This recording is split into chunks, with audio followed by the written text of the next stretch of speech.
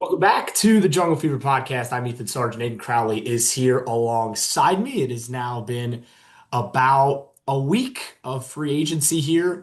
This time last week, everybody was complaining, and this time this week, everybody is still complaining. But As that's we the do this nature. time of year. It is the nature of the beast. The Bengals did some good things. They did some not so good things. We're going to talk about it all. We'll also talk about the chaos in the division. Holy moly. We have a new foe who is an old friend. We will discuss Oh, that in detail as well. And we're also going to talk a little bit about how this front office just refuses to evolve. But I feel like we might as well just make that a recurring segment. So. Might as well just dedicate the last 10 minutes of every episode to the Brown Blackburn hate segment. and the sky is blue. Yeah, so let's talk about Jonathan Allen. So we already discussed Boye Mafe, we already discussed Brian Cook in our last episode, two additions to the Bengals defense. The Bengals went out and added a third addition in defensive lineman, two-time Pro Bowler, former Alabama Crimson Tide member, former Washington Commander for a very long time, and last year he was in Minnesota. Jonathan Allen brings some juice on the inside that the Bengals have not had really in a very long time. Said all the right things in his press conference, I thought. Mentioned Geno Atkins as somebody he modeled his game after, which is interesting because Geno Atkins was an Auburn Tiger and he was at Alabama, so a little rivalry there. But again, you think about that Geno Atkins mold, the Bengals haven't had a guy like that. And I'm not saying that Jonathan Allen could be that. He's had some great years. However, he is 30, right? We'll see what his development is. It was a 2 year, $28 million deal. So the Bengals are putting a lot of trust in him. And Jonathan Allen said, and I thought this was the best part of the press conference, he's like, look, I want to be somewhere where I can win. And, well, Joe Burrow gives you a chance to do that. So, Aiden, what do you think about bringing defensive lineman Jonathan Allen into the fold? Yeah, it was funny. Like the first thing out of his mouth when they asked him about why he wanted to join, he's like, "Well, when you have a quarterback like Joe Burrow, that obviously entices you." Did he have quarterback problems last year? You think that might have been something that made him a little upset? Anyway, this was a little bit different from the first two. Obviously, Mafe is a player that's young, and the Bengals feel like is ascending, and they feel like they got a pretty good deal out of. Same thing with Brian Cooks. Cooks obviously is a proven guy in the NFL, but still, you feel like he's somebody who can has room to get better. Jonathan Allen, somewhat on the decline last year. I think he lost a little bit of juice, but like you said, that'll happen when he's 31. He still had 3.5 sacks, 68 tackles. Like he is still a productive player. He's not the Pro Bowler that he was Better than before. anything they had in there last year. Exactly. Let's just say that. Exactly. And the Bengals necessarily aren't asking him to be that. I will say on the interior now, that's two 31-year-olds with him and BJ Hill. Maybe they're hoping that the rotation of those two will kind of help supplement the age that's there. But I think this is somebody who is needed. I obviously interior pass rush is needed in the NFL in 2025. And he's somebody who can provide a little bit of a juice alongside TJ Slayton and BJ Hill, who are much more run stoppers. That's how they profile better. So I think he's a good compliment. I think it was necessary. I think it was kind of a no-brainer when he was cut by Minnesota. I think it's a good deal. But like we talked about a little bit before we hopped on, there's still more work to be done on that end, in our opinion. But Yeah, I mean, I honestly think a lot of the production issues for Jonathan Allen may be a little bit of scheme stuff in Minnesota, right? The way that Brian Flores was kind of using him in Minnesota doesn't really lead to a lot of sacks. And when you turn on the film, there's still a good football player there. Like you see some of the splash moves that got him a couple of Pro Bowl nods in Washington. So, yeah, I think it's a good signing. I think the Bengals recognize the need, right? We talked about it in our last episode about how, like you said, they were in for John Franklin Myers, right? And they clearly identified a need along that defensive line. Obviously, they already went out and got Boye Mafe. They wanted somebody on the interior. And I think on those third downs, a lead four of Mafe on Murphy off the edges and then Hill and Allen on the inside, that's a good unit. Like it's not elite, but it's a good unit. That's probably as good a front four as they've had in a while, right? yeah, Just in terms of the total right. output of the unit, right? You're losing an elite output player on those types of downs in Hendrickson, but as they say in Moneyball, we replace him in the aggregate. So That's we're the going to talk story of more the about Bengals front Moneyball later office. because I've Yeah. got some thoughts. Yeah. But Yeah, let's talk about Trey. Why not, huh? So last week we discussed about how, his market was kind of quiet, right, on that because we recorded our episode on Monday at about I think about 4:30 Eastern time.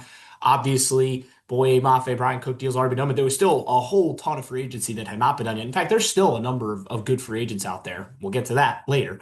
But I think nobody, there wasn't even any real like rumors about Trey. It was just a dead first day for him. Then day two rolled along, and there were some rumblings about some of the Florida teams where Trey's from, right? Like Tampa Bay might have had some interest, Carolina had some interest, some NFC teams. Then the bombshell drops on what was it, Tuesday night, I believe, the bombshell that the Ravens were backing out of the Max Crosby trade. They got their picks back. Um, Obviously, the Ravens had lost a ton in free agency, right? We discussed it already. Linderbaum was gone. They lost a lot of depth pieces. John Harbaugh went in New York now and took a bunch of former Ravens. Like eight starters. Um, yeah, Isaiah Likely, right? Very good player. Glad he's gone. No, he was a Bengal killer at times. Um, and then they realized that hold on a minute, there's a an edge rusher who's fourth in the league in sacks over the last 5 years, and he's just kind of sitting on the open market right now. Why don't we get our first round picks back? Say that his being Max Crosby, his physical wasn't too good, and send him back to Vegas. And then they go out and sign Trey Hendrickson to a 4-year, $112 million deal. First thing I will say, the Ravens are just a nasty organization. Like, this is a scummy, like, I'm not going to hear any of the excuses. Like, I don't believe a word Eric DeCosta says. Like, this was the Ravens making a business decision. It's not yeah, Max Crosby's knees might not be in perfect health. Shock, right? The Ravens or the Raiders wanted him to get, and he did get off-season surgery. Like he was never going to show up with two intact. Hell, I bet you Trey Hendrickson, who's coming off an injury of his own, had probably some of the same issues on his physical, and yet they backed out. And I'm telling you, and this was the sentiment around the league from some of the insiders and the people that were discussing this, is that I think people are going to hold this in contempt of Baltimore. I think that there's going to be some pushback. I wonder, I don't know if there will be consequences, right? Because it's a towing a very fine line, but There's nothing official, so you can't hold them right. accountable for anything because nothing's official until the league year starts. Again, more of the reason I think it's just a slimy move. Let's put it that way. Right. So, like, if anything comes out of it, maybe they change the league year to just start on that Monday so that the deals from the tampering period are just official initially. I think that's obvious. I don't know why there's this 2 day like limbo of like unofficially, officially announcing stuff. That seems Hmm. stupid to me. But if that were the case, then the Ravens would have been locked into that deal. So there's no punishing Baltimore because by letter of the law, they didn't do anything wrong. Now, obviously, there's a whole different conversation about ethically. I do find it hilarious that they had issues with the 28-year-old pass rusher with debilitating knee issues, obviously, and they were made well aware of the knee issues well before the trade went through. They had multiple doctors look at it, and they were willing to trade two first round picks then. But the 31-year-old coming off kind of a freak abdomen back injury sort of thing, they're willing to shell out a 4-year deal to north of $100 million.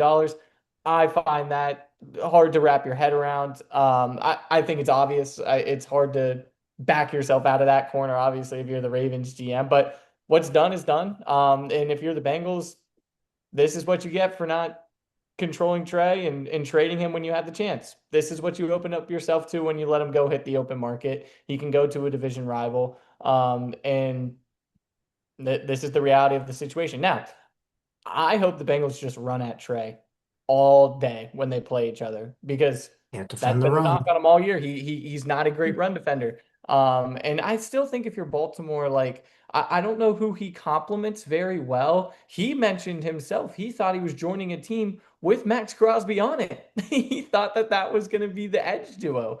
So I think there's still work to be done in Baltimore on that side. It's an ugly situation no matter how you cut it. It just adds to the fuel. I would not be shocked if we get a primetime Bengals Baltimore early In season game. Cincinnati. I I swear would to God, if they I put that wouldn't game in Baltimore. I wouldn't be surprised if like a Monday Night Football week one. I would Yeah. not be shocked. I would not be shocked. If the Bengals play in prime time in Baltimore this year, I don't think it happens. they have played in prime time in Baltimore. Let's count them. 2024, 2025, or yeah, 2025, 2024, 2023, and 2022. Yes, 4 years in a row they've played in prime time at a division rival. And last year was the first time they won. So, I mean, I I don't think they do that, but I think the schedule makers will want to have an early primetime window because you want a yes. healthy Lamar, you want a healthy Burrow, you want a healthy Trey, you want Mhm. everybody, and then obviously the stakes of the situation. You don't love early season divisional games, but I Yeah. think this is too big of a story to kind of pass It's a up. huge story, and there's another part of that. We'll get to that in a second. A big re-signing the Bengals made. We'll talk about that in a moment. But I just like again. I think I number one, Trey's agent is one very lucky that this happened, and number two is still a dumbass. Like there's no real way for me to not It say was that. Like handled very poorly. I just don't. He did not. If I were Trey, I would think about firing him. Even though you just signed a deal, the Bengals offered more average annual value last offseason than the deal that he just got. So again, and all the people like national media were trying to go after the Bengals again, shocked because these people don't do their research. And it's, the Bengals, like again, it's a feather in this silly front office's cap, right? That, well, we offered him this and he didn't take it. And then last year he got hurt. So now they feel fine with letting him go. And we'll see how much they may well pay the price in 2 years against Baltimore or 2 games against Baltimore this year, and maybe more in the future. So, it sucks because I was a huge fan of Trey Hendrickson's, and now I'm not really a huge fan of Trey Hendrickson's. How he handled himself this whole year and a half. I mean, like Mhm. even when he was in stripes and he was out there playing, it's just like he just drug his feet. He felt like he was whining, and I don't know. I was not a big fan of how all the went. That tends to happen sometimes with Bengals stars, just with how the front office likes to handle negotiations. So I give them a little grace in that regard, but still, for all of that, and then to go on Pat McAfee and say, even if I'm traded, I want to help the Bengals win a Super Bowl, and then turn around and go sign with a divisional rival who's loaded and looking to make a similar push. It's tongue in cheek, and I understand that money talks at the end of the day. And Baltimore offered a very competitive contract, but so did Indy, reportedly. Yet you chose to sign with the division rival. Makes you feel some kind of way, and I hope that the Bengals internally feel some kind of way about it when they face Baltimore. I'm sure they will. Yeah, and I guess, and he mentioned it in his press conference, and this will be our next topic of discussion today. Orlando Brown Jr. is back, 2 year extension for him, little pay raise. I think it's pretty deserved. Obviously, last year was probably not his. I mean, he's been on the Bengals 3 years now. I think it was probably the worst of the three, but I think that it wasn't a bad season. Like he was probably right around an average tackle, which is fine if that's your worst season, right? And the big thing now is that now that Reisner is done, and obviously with even without an extension, but even with now the extension of Orlando Brown Jr., for the first time in the Joe Burrow era, the Bengals will be going into a next season with the same five guys on the line. That's huge. Continuity is so important on offensive lines, right? Having guys next to you that you've been playing with, working with all offseason. There's no position back. Like last year, remember all the talk was about who's going to start at guard, who's going to start at this, that, whatever, like the whole interior line. The Bengals, I think along the offensive line, they've made some pretty good business decisions, right? The Karras extension looks great in hindsight when you see where the center market is right now, and you saw some of the money that people just made in free agency, That was right? probably the biggest mover was interior offensive line and free agency. Like that It boomed was this year. absolutely right. Some of those guards got big time pay hauls, right? And then even the tackles, right? They got some big time paydays. So, obviously you've got a guy in Amarius Mims who I have a lot of trust in right now. I think is only going to continue to get better. right? As opposed to stay the same. I think that's a guy that's only scratching what he could potentially be. Um, One of the most solid rookie guard seasons I've ever seen from Dylan Fairchild. Just solid interior presence, only allowed a sub 3% pressure rate. Um, just really good stuff from him as a rookie. Reisner, obviously, when he gets plugged in there, takes that spot, makes it his own. Karras continues to be solid, and then you got Orlando Brown Jr. It's a good O line. You see all these casuals on like Twitter and Instagram, and people are like Bengals are spending money on the defense. Oh, they need to spend the money on O line. No, they don't. No, they don't. They It was top half of the league they're in for a the good final spot. stretch. It was Yeah. seventh in Yeah. pass block win It was rate. top 10. Yeah. Seventh. Is that unheard of in the Joe Yeah. Burrow era? The Orlando Brown extension was interesting for me. It obviously lowered the cap hit by like $2.7 million or something like that. So that's good as far as where they want to be in terms of the cap. I hope they spend that. We'll talk about that soon. But additionally, like, it did feel like he took a step back last year. Maybe you're betting that he can get back to his ways 2 years ago or 3 years ago. But does this take them out of the conversation of taking a guard in the draft? I don't know. Maybe they kick that can down the road another year. I think it's interesting for that conversation. I also find it interesting because Orlando Brown Jr. said himself he had to go up to Mike Brown and ask for the extension himself, and he was his own agent during the conversations. I don't think that's a great thing. Obviously, it was kind of said tongue in cheek as a joke. But I think that the Bengals front office should be the ones initiating these sorts of contract extensions, especially as it pertains to lowering the cap hit to potentially free up some money for other positions of need. But I digress.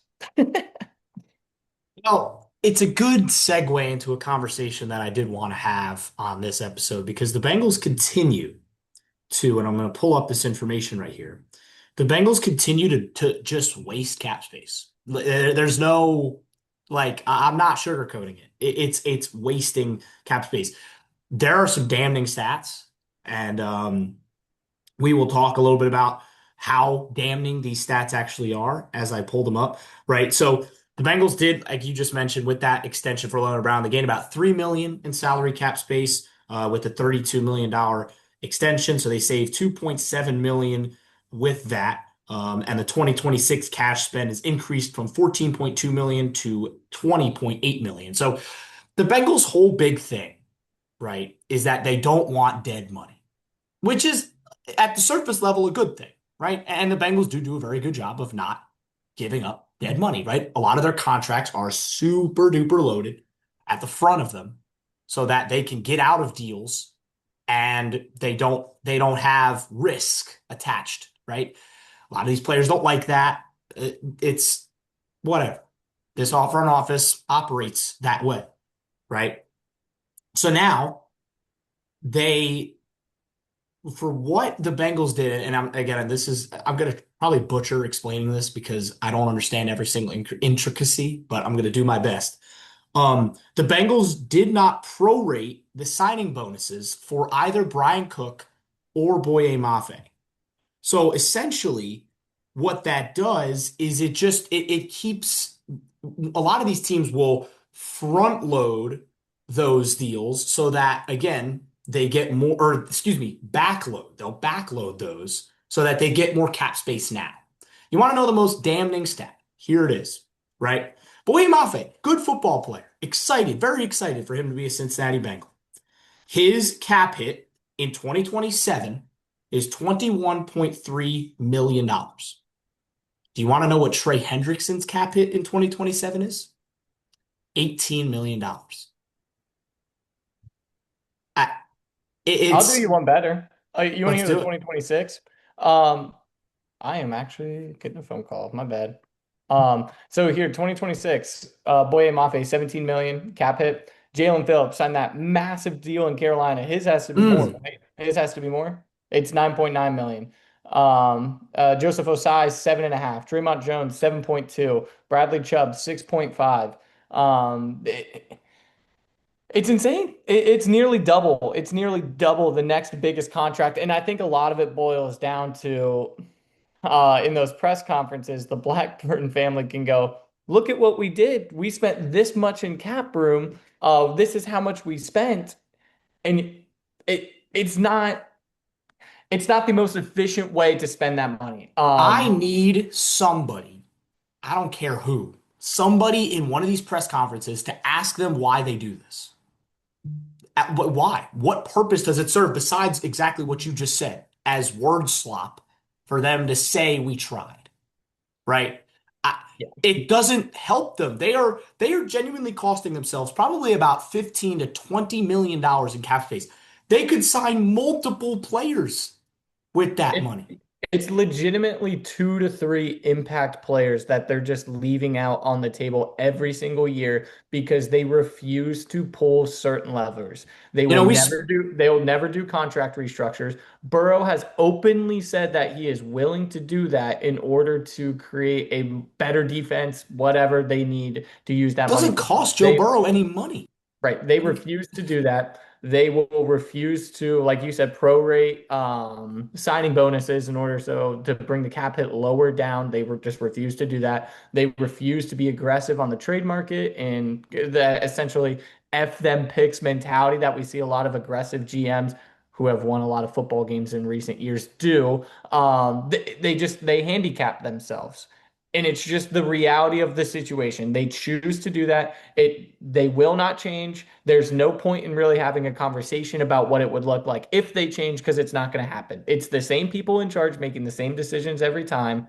And that's just the reality of the situations. That's the world that they have to operate in. And that's why they consistently fall behind in these sorts of it situations. is And it that's is why a you're always miracle. left wanting more. It is a miracle they made the Super Bowl when you think about it. Like genuinely a absolute miracle, right? Everything had to go right for them. They needed a generational quarterback, a generational receiver who were both on rookie contracts, and they spent a lot of money on the defense that offseason because in 2020 and 2019 it was generationally bad. And right? They found the lightning in a bottle and they came up just short, right? 3 point loss in the Super Bowl. It is what it is. It happened almost 5 years ago now, right?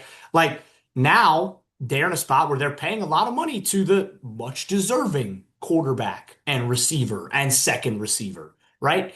And you are handicapping yourself and basically saying, well, we tried when no, you didn't try. Like you have more room to grow. Remember last week we talked all about, oh, well, we need a linebacker. No, they were never actually interested in Devin Lloyd.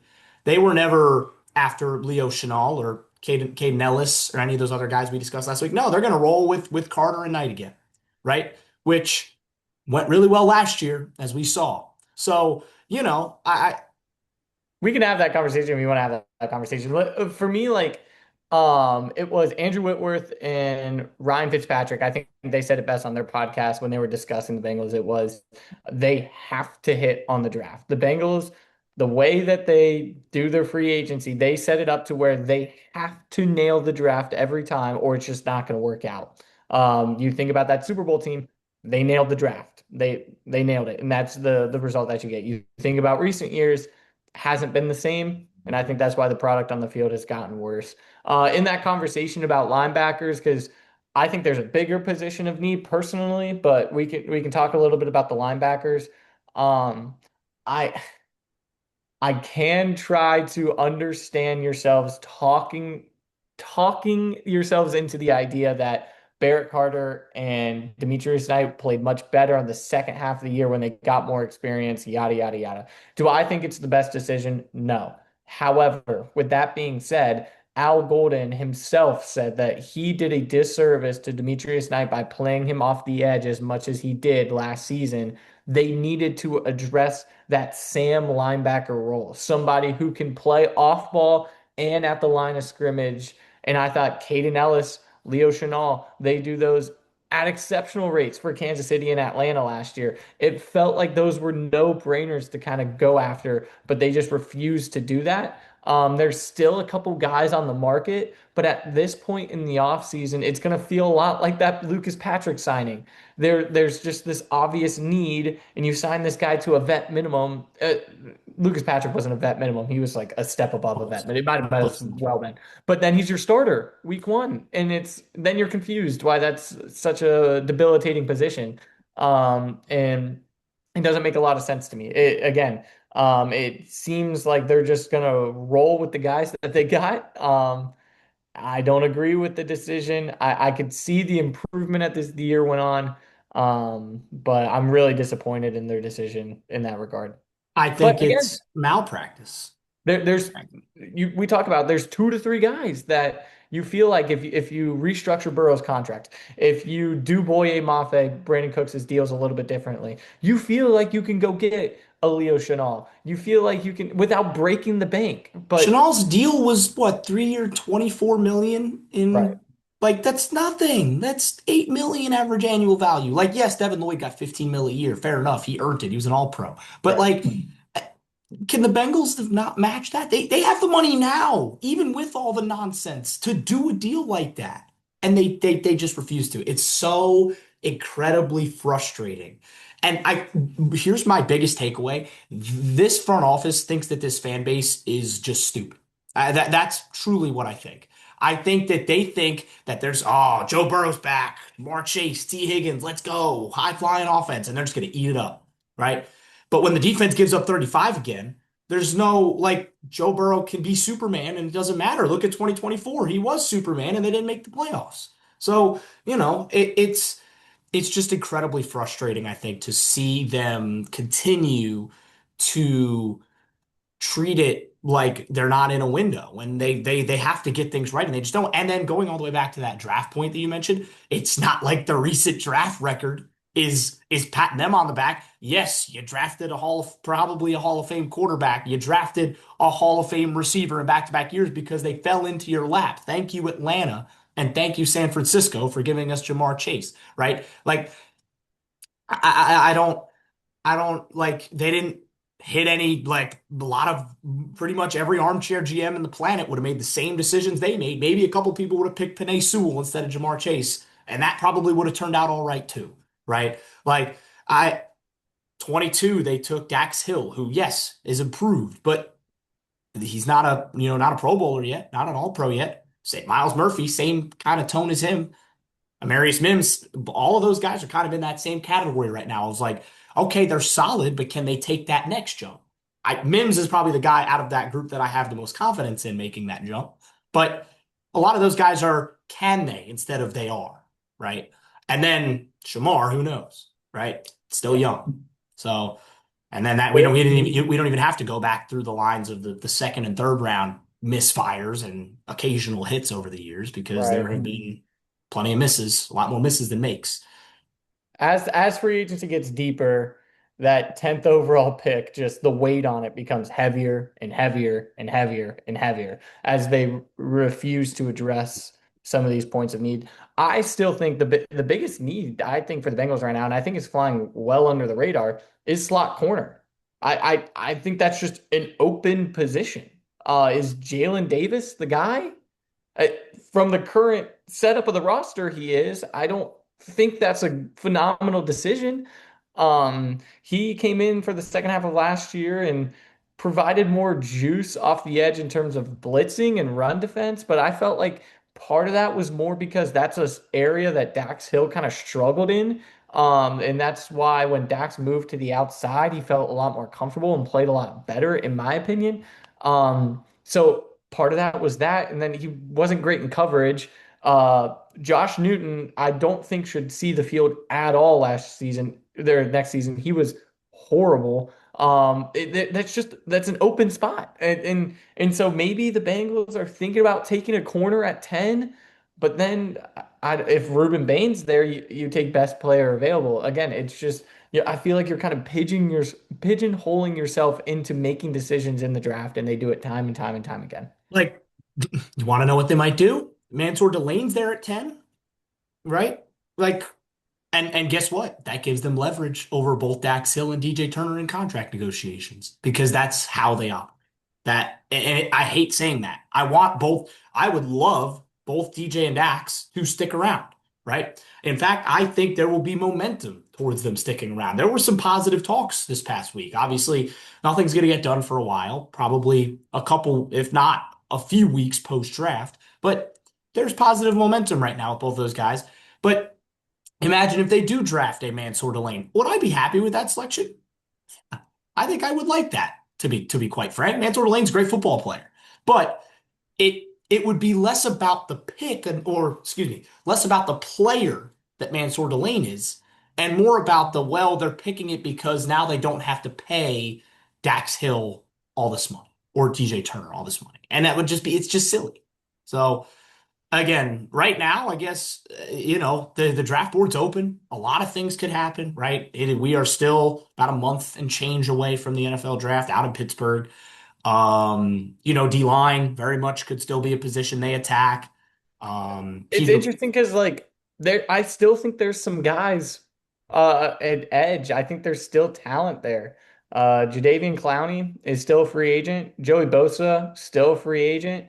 Now the question is, do those guys want to be rotational pieces? Because I think at the end of the day, that's probably what the Bengals view whoever they bring in as essentially like edge four in a way, because Boye Mafe obviously is a starter for you. You really liked what Miles Murphy did for you. He feels like a starter. And then you don't want to stunt the growth of Shamar Stewart. So whoever you're bringing in is essentially like the fourth option. I don't know if a Davian Clowney, if a Joey Bosa would sign up for that, even if it means like they feel like they can chase a ring. So there's talent there, but will the talent meet, what the Bengals are looking for as far as role on the yeah. team?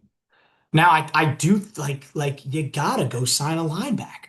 It's like I'm beating a dead horse, but like you have to. Bobby Wagner, I know he is so incredibly cooked physically, but like put him next to a much younger guy in Demetrius Knight. Let him be a de facto linebacker coach for a season, Like, right? again, they described it as a caddy. Just let whoever it is be a Yeah. caddy. I would if I get notification on my phone that they signed Bobby Wagner, I'd be happy, right? Good player, Super Bowl winner, right? Proven in a lot of ways, right? And he has done a lot of laps in this league. Most linebackers do not make it to the age that he's made it in the NFL, right? Probably a future Hall of Famer.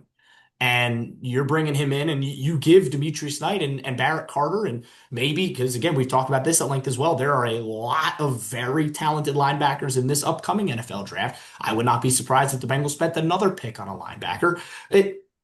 It's another chance to learn from one of the best of the recent, linebackers to be around. So, I mean, he's got experience with Boye and Jonathan Allen as well. mhm. Both of them with Seattle and then Washington. Uh, um, I mean, I guess real quick, these last couple minutes, I don't know. The Browns signed a bunch more O linemen. They signed, You're not going to talk about Josh Johnson? We're not going to oh, dedicate excuse me. What is it? this? Step number 19, I want to say. No, I He's think been it's on 22. I think it's 22. He's I been think on it's half of the 22. teams in the NFL. Let me This double check. is his second stint with Cincinnati. He was in Cincinnati in 2013. Um, he is, I believe, now I think he's the longest tenured player in the NFL now. His story is incredible. It's unbelievable. He's been in and out of the league 3 times. Um, it's bonkers. And look, I will say this does not mean Flacco isn't coming back. Let's just put that out there. This is probably, if we're being 100% honest, this is probably QB3. And he may well he may well not make it through camp if they decide to go the draft route behind Flacco potentially. But It is his 22nd stint, by the way. 22nd. I mean, it's still awesome, right? He's Do you 41 want to years hear the old. list? Dan Pitcher last year said that he thought that Flacco was going to be the last guy that he coached that is older than him. Step Not aside. so. In You ready comes for this? Josh Johnson. Real quick. Starting with the Bucks, 49ers, Sacramento Mountain Lions, Hell Browns, yeah.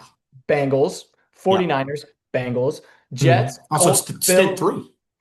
Ravens, Giants, Texans, Raiders, San Diego Fleet, Commanders, Lions, LA Wildcats, 49ers, Jets, Ravens, Broncos, 49ers, Ravens, Commanders, Bengals. What a Wow. journey. What a career. What a journey. I Hey, if mean, you if you need somebody for immaculate grid, you're sitting there, you don't know who to put down. Chances are Josh Johnson is your guy. Just throw him down in the Yeah. mix. So quickly, the rest of the division now. Sorry, forgive me for forgetting Yeah, how about could you? JJ.